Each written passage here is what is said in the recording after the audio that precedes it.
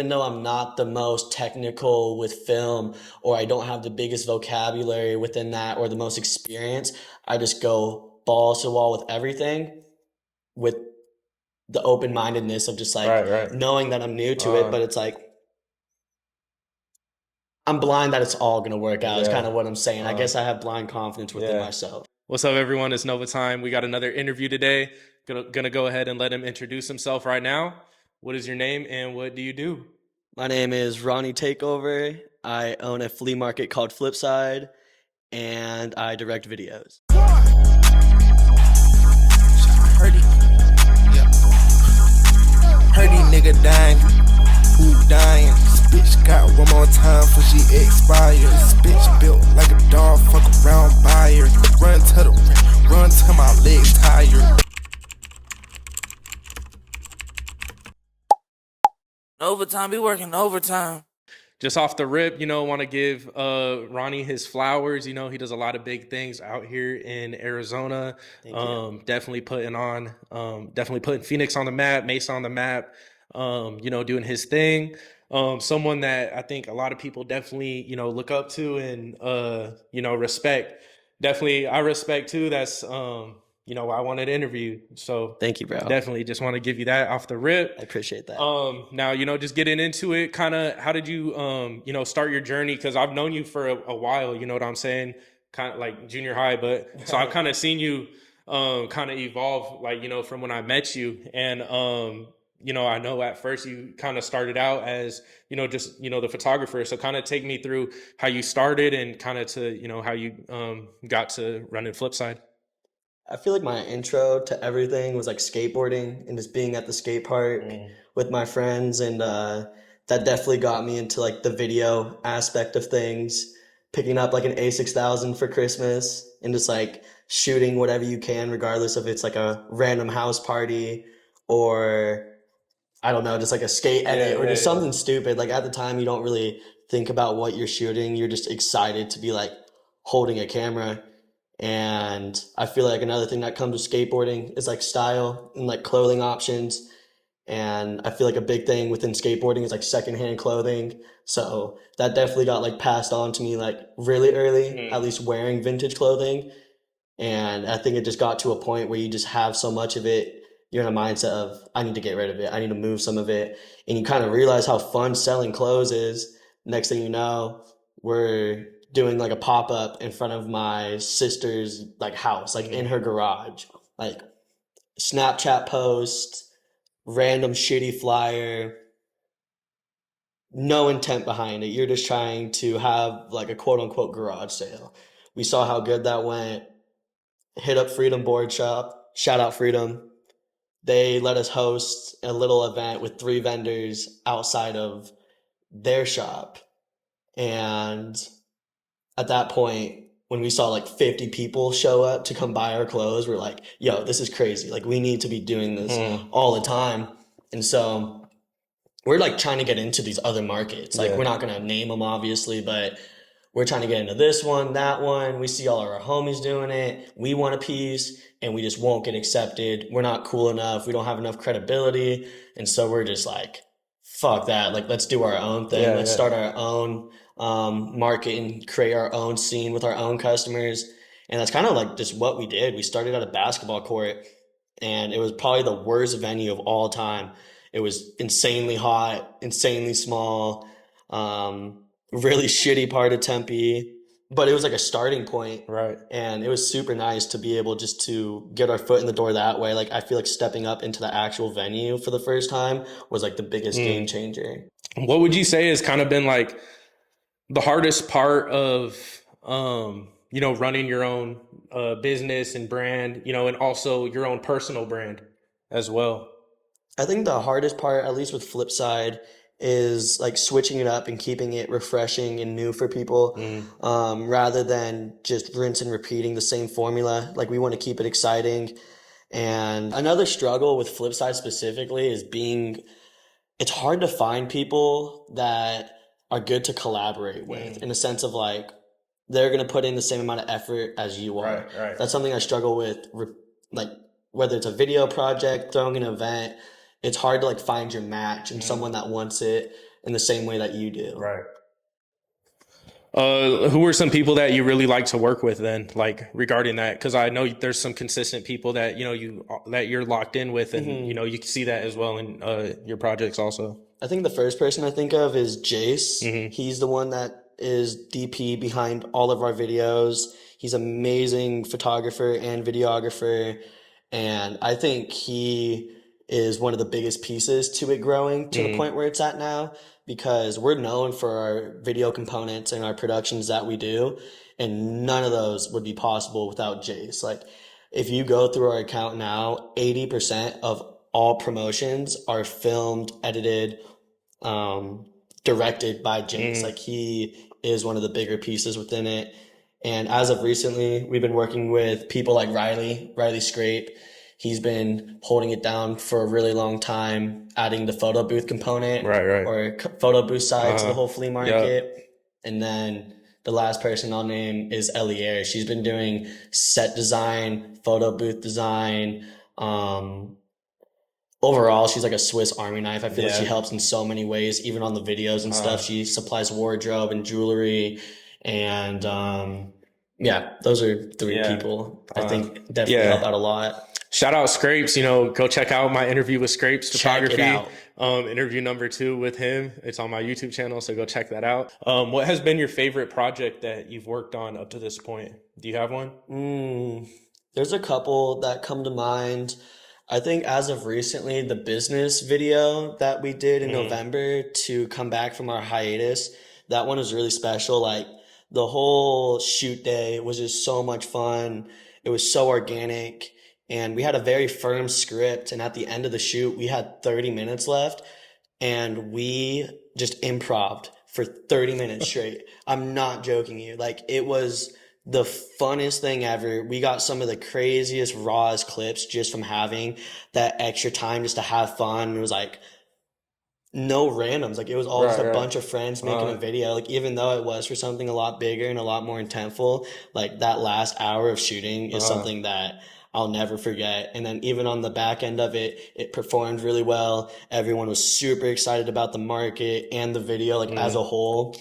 And I think that one's very special. And then even I shot a video on Monday for Dead Famous. Shout out Dead Famous. That was the first production that I got to take a lead on as a director outside of Flipside. And we did some crazy stuff. It's coming out soon. You should check it out when it drops. But that is definitely going to be on the top of my resume once it comes out. We'll be waiting for that. You guys better be waiting on that one too, because it's going to be Shout fire. out Dead Famous. Shout out Dead Famous. Believe that. What is like one of your biggest strengths that you think that you do better than anyone? Because I know definitely that you're very confident in your abilities and the stuff that you put out. So what do you think is like maybe like one or like maybe a list of things that you think that you just on top? That I nail? Yeah. About to sound like a narcissist. Gosh, I keep saying the word intentful, but I am very intentful with everything that I do, from the markets to the productions, everything. And I think it's because I just genuinely care about it so much that it keeps you up late at night, like you're constantly thinking about these projects leading up to it. And I always try to leave like no box unchecked. So I would say I'm like a little bit crazy for the detail. I think that's a good trait of mine. I'm very open to other people's ideas, and I think that's like a quality that some people miss out on. I think sometimes people get caught up in the mindset of like, I'm the best, I have the best ideas, which is like the mentality you should carry. But like you're saying earlier, like no idea is a bad idea, and someone's idea could stem into something deeper that you would have never came up with on your own. And so I definitely like to talk to people. I'm very extroverted. I like to hear other people out and hear others' ideas. I think that's a good trait of mine. And the last one being, I'm blindly confident that it's all going to work out. So I feel like every piece of work I do, like confidence isn't an issue.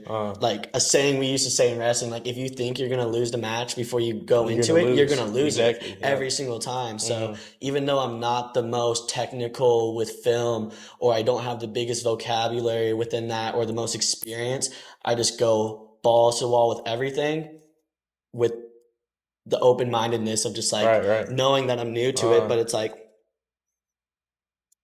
I'm blind that it's all going to work out is kind of what I'm saying. I guess I have blind confidence within myself. I feel like, you know, everything that you've done has had some momentum and success you know, while you're doing it. Has there ever been any you know, like failed like business ventures or anything like that that you tried to put together, and why did it fail or not work out? Yeah, I mean, I feel like Flipside was a failed business venture when it first started. Like, thank God for the strong support we had through the vendors that were rocking with us during that time frame.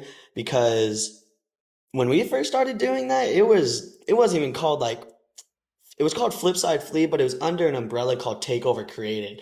And the whole brand identity wasn't there. We had no idea what we were doing. Like I said earlier, the venue sucked.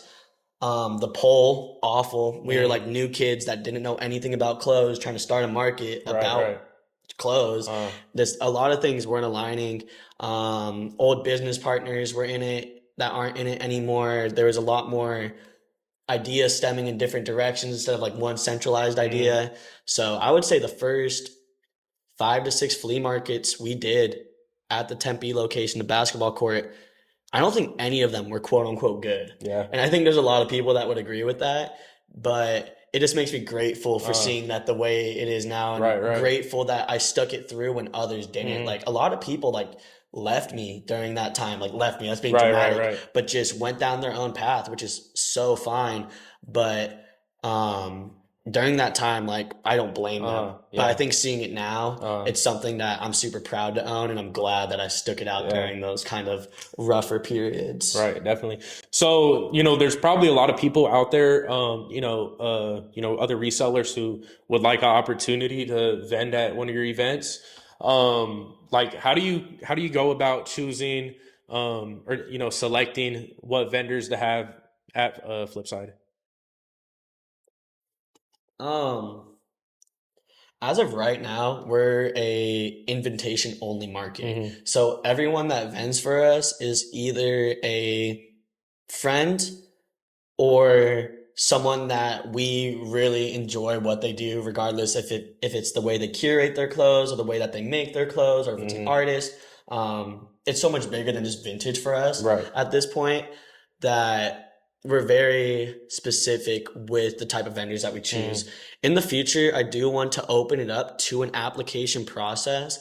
I just want to keep it intimate, and we're not super mainstream. Like I think we are growing within popularity, but we do want to keep it core to our audience. And that's not saying we don't want new people to come. That's just saying we want to pay homage to the people that have been supporting it. So even with some of our vendors, like someone like Trevin, he's vended at the first Flipside and has kicked it with us at every single one since then. Max, there's certain people that have from the beginning rocked out with us, and I think it's because they're a good representation of the company.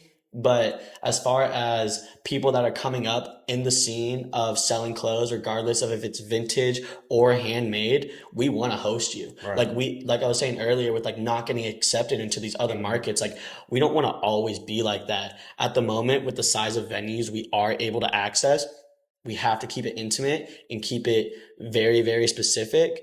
But in the future, even now, like I don't even want to say in the future because I don't think that's true. Now we want you to reach out. We want you to sell us, like pitch us in the DM. Like you'd be surprised how many vendors have came that way. Like, no, we don't have an application process, but introduce yourself to us. You see me in person, come introduce yourself. Like I think that's the best way to do it, is like in-person interactions. You see someone that resembles Flipside from an ad, from a vendor, to someone like Trevin, say what's up to them, build that connection. Like I think it's all just like an in-person game more than anything. Like DMs, you can only get so far with what you're trying to prove. And I think it's a good way to shoot your shot, but it's not always going to get answered. As far as, you know, your marketing strategy, I feel like you do a great job of, you know, getting everyone involved on like social media, you know, whether that's reposts and comments, you know, I think your interactions are just always like, you know, super high and super consistent. Like, is that by design? Like, do you have a certain, you know, strategy on how you actually put that stuff out when you post it? Is there, you know, kind of anything that you're focusing on specifically? I don't think there's like any specific format or like magic trick or anything like that. I think it's just I think it's just like good brand imagery mixed with good quality content. Right. And I think that's something that people will always look at and respect because there is a lot of competition. Every day you open up Instagram, there's something new on your feed. Yeah. So regardless of it, it's this film style, the music choice, the symbolism within the outfits that they're wearing. We just try to be extra. Like we just try to do everything a little bit better than our competition.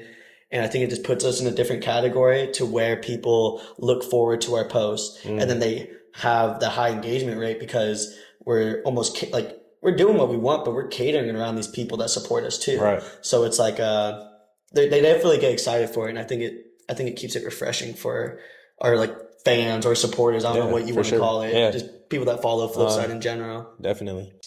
Okay, so you know, started off with the skate clips. That's definitely when, like, you know, I think people started to see your own personal page kind of rise a little bit. You know, you had those millies, bro, a couple times. Are we Millies. gonna see more skate clips coming now? You know that you're kind of, you know, taking a break from Flipside and, you know, doing some own personal projects. Will we get some more skating time from you? That is like the most reoccurring question I get. Because it's fucking true. Like I feel like I got my start from skateboarding and I just haven't paid it enough attention as I should recently. Right. And that just comes with being so busy. But with being on a hiatus with Flipside, I'm going to California this weekend. Ideally, I want to get some clips, but more importantly, I just kind of want to have a good skate sesh. I haven't skated in probably like close to a month and a half. So I'm just looking forward just to kind of like get on the board again and just kind of have fun with it.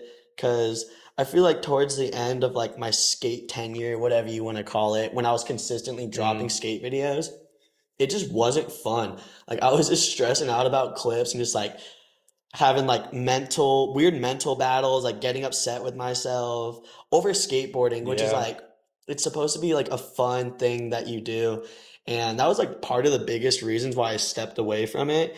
And ironically, that's kind of when Flipside started taking over. I think it just kind of interchanged. But this weekend, to answer the question, this weekend you're gonna see some shit, man. We'll see some clips. Shit by now, it's gonna drop. It's gonna have 5 billion views. Rihanna's gonna repost it. We're back. Who are some, you know, maybe some, and it doesn't have to be specific just because you do so many things, but, you know, maybe some creatives or skaters or anyone who kind of, you know, influenced, you know, your own style and kind of your eye for direction? I think the first one that comes to mind is Dexter Navy. He worked on a lot of like ASAP's early projects through like 2010 to like, I guess, early 2020. He might still dabble with them, just not as frequently. Like Kids Turned Out Fine is like a great example of like his work because it's so out there, weird, and like it's refreshing. It's something you've never seen before. I'm trying to think of someone locally that like really inspires me too, because there's a lot of good creatives out here. I'll say the same name again. I think Elier is a really good name as far as like building your own image goes, and putting yourself out there in a creative way.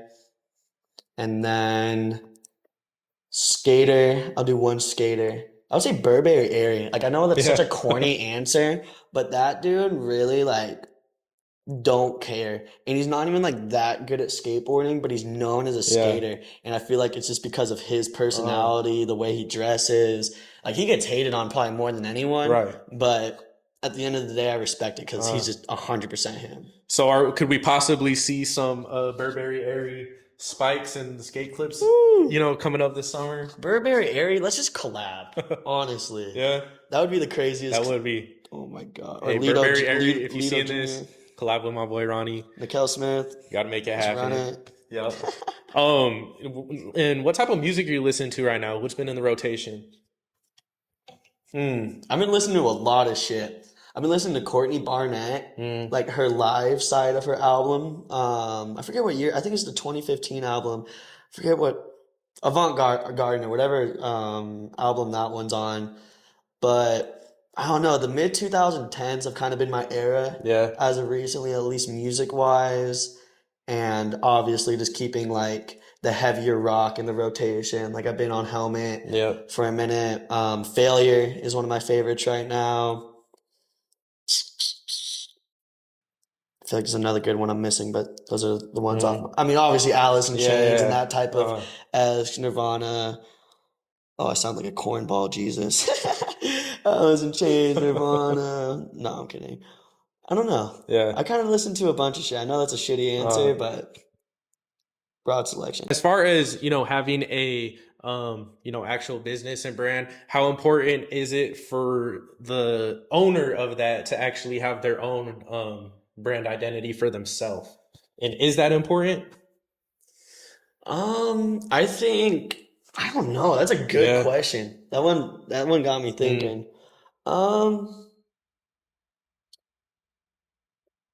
I think that's situational too. Yeah. As far as me, like I think that's a big part of my brand identity is me being a face behind it, and that's Right. something that has definitely boosted it. But for other people, I could see it being a complete ghost company. Like a good example is the missing piece, TMP. The dude JC, shout out JC. He has been running that for years, and until like a couple months ago, 10,000 followers later, Yeah. no one knew he owned it. And he was like a 16-year-old kid, 17-year-old kid. So That's crazy. he made it happen without being in a single photo shoot, without posting about it once, like on his account. I mean, maybe he was put. That might be a stretch, but you know what I'm saying. Like Yeah, in the yeah. way of like he didn't put himself behind his brand once, Right. or say this is me, this is what I'm doing. He organically built something just because it was cool, not because of who he was. That's dope. And I think there's Yeah. something like respectable within that. No, yeah, and you don't see that too often either, bro, because a lot of people were even myself, bro, I'm guilty of it. Just posting what I'm doing, you know what I'm saying? Posting what I'm working on, posting, what I'm doing. But I think it is good, just to kind of fly under the radar sometimes and just let the work speak for itself, Yeah. and grow like that. Agreed. What is some advice, if you want to give some free game out? Hell nah. What is some advice that you would give to anyone who's kind of trying to, kind of build what you've built for themselves? I don't know. Yeah. I feel like I want to sit here and like give some proper ass advice, but it's honestly just like the same cliche saying of you have to work for it. Yeah. Like no one's gonna do it for you. If you don't do it, someone's gonna take it from you. You know what? I'll drop a good quote. Yeah. A good quote. There's never been a better time to come to terms with your fears and your desires. I think a big problem people have is they're scared. Like even if they want to admit it or not, they're like cowardice in their own ways of like approaching what they want to do. They think everyone that's an overnight success, they think it happened overnight when it's Right. like most of the time it's like 6, 8, 10 years of work that finally put them in that situation. So I feel like others can look in have a bad outlook, I guess is what I'm trying to say. They'll look at people and be like, they have it so easy. They just naturally have that when that's really not the case. They just worked for it. And now they're at that point where it just seems that way from your perspective. But yeah, I don't know. Work with your head down. Yeah. Find something you're genuinely passionate about, not just like a little phase that you think is cool. And if you really want it, like you'll get it. And that goes for everything. Like we're in a field now where everyone wants to be a creative and everyone wants to do something bigger and better. And again, if you don't do it and take that for yourself, someone's going to take it from you and do it. And they're going to get the flowers. They're going to get the shine. They're going to get the opportunities. So I don't know. If you want it that bad, you'll figure it out for sure. Yeah. What's been one of the biggest lessons that you've learned along the way? I would say take baby steps within these situations that you get into. Like I think there's times with Flipside where I bit off more than I could chew, and that hurts more than building a steady momentum. So just be realistic and manageable. I'm not saying don't shoot for the stars, Right. but when you have these 3 month, 6 months planned, like don't like overwork it and make your like quality of work less. Like be well within your means and what you're capable of handling. Is there you know, anything that you want to touch on specifically that you want you know, the people to know? There's something I've been thinking about the whole interview that I've been wanting to bring up. Me and this dude used to play flag football in 7th grade against each other. Facts. And I remember clipping him Hell so no. hard. No, Hell no. I can relive I it. can in my remember. mind. No, I remember too, bro. I told that story route. before. I'm running back. I switch to the right side, wheel out. Noah cuts it, but he tips it in the air. I tipped. That ain't no clip, bro. I think I remember. I was like, shut up, Ronnie, or something. Do you remember? I don't remember that. Hey, I just remember catching I played the in ball. some Janowskis, bro. I don't know if y'all remember, bro. I didn't have any cleats. I didn't play football like that. Hey, I don't know if you remember. I used to be the coldest, bro. I swear. He was tough. I don't know if you remember. I mossed a kid and Iverson stepped him. Fuck. Guys, he's making it up. Nah, I'm not, bro. I'm not.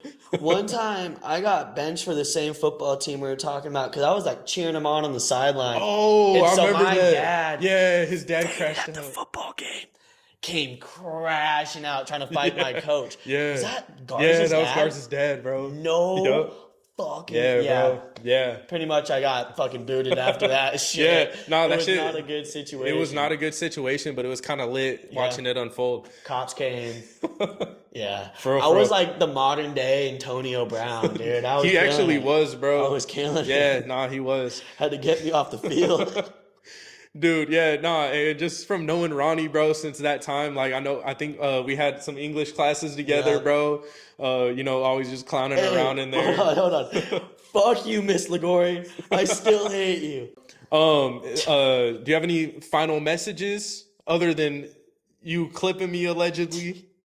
Yo, we're gonna have to find the footage. All right, we'll find it. Nah, I think closing statement wise, come out to Flipside if you haven't had the chance yet. I don't know when you're watching this video or what period we're in at this point, but I would love for you to come see it. It's probably going to be bigger and better every single month. And go outside more. Go to your community events. Support people in your community because Phoenix is really cool, and I think some people can just look past it. So, yeah, enjoy your local creatives. Definitely. All right, now just, you know, to wrap it up, I want to say thank you to Ronnie. Like I said, you know, known him for a long time now. Definitely someone that, you know, I've seen grow into where he is now. Someone that I respect on a personal and creative level. So yeah, bro, really appreciate it. Thank you for your time. Thank you, Dub, behind the camera. Thank you, Dub. Everyone, go follow Flipside, go follow Ronnie, and comment down below who I should interview next. Or do you have any recommendations on who I should interview next? Oh, wait, give me one. I would say JC from TMP is a great person to interview with a great story. Shout out May Voss and Nate and other people that also work on TMP. I feel like a group interview could also be a crazy collab, but who knows? We'll see.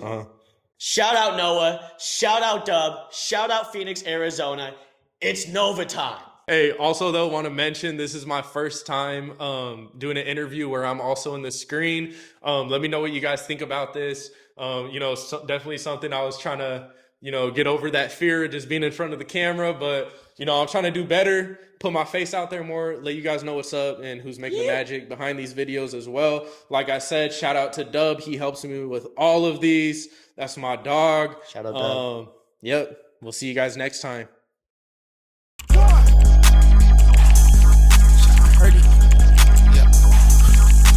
Heard these nigga dying, who dying? This bitch got one more time before she expire. This bitch built like a dog, fuck around buyer. Run to my legs tired. Overtime, be working overtime.